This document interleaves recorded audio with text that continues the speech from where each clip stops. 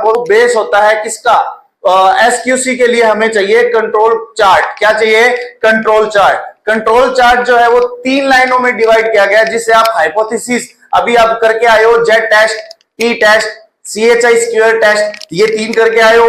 तो इन तीनों में से मैं आपको बता रहा हूं ये कंट्रोल चार्ट है, ये 3 उसके हाइपोथेसिस हैं। CL है, UCL है और HCL है।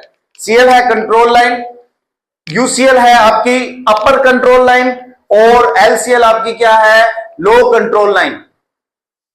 सेंट्रल लाइन, अपर और लोअर। बात समझ में आई?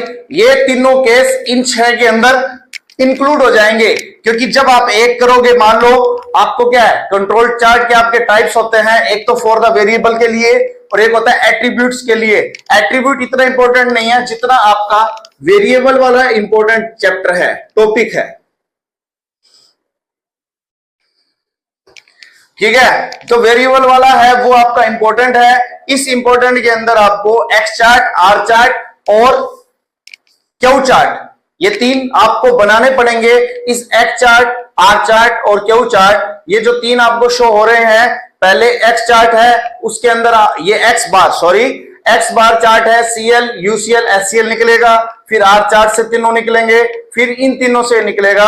और पेपर में इन तीनों में से ही रिलेटेड एक चीज पूछ लेता है कि आर चार्ट का एक्सप्लेन करना है और ये अपना एक्स बार चार्ट का एक्सप्लेन करना है। और मैं आपको पहले भी बता चुका हूं और अभी भी बता रहा हूं, जब भी बच्चा कोई थ्योरी आप करो और उससे अगर आपको कोई क्वेश्चन दे रखा हो, एग्जाम्पल भी हो, तो साथ में एक याद कर लिया करो, ताकि कोई भी थ्योरी आपसे वो पूछ ले तो उसमें आप वो एग्जाम्पल को लिख सको। ओके, चलिए तो हम बात करते हैं एक्स बार क्या होता है। एक्स बार होता है अरिथमेटिक मीन, ये जो आप बहुत स्टार्टिंग से करते आए हो, स्टैटिक जहां से पढ़ते आए हो। आर क्या होता है आपका, रेंज क्या होता है आपका, जो आपकी हाईएस्ट वैल्यू होती है उसमें से स्मॉलेस्ट वैल्यू को माइनस करते हैं।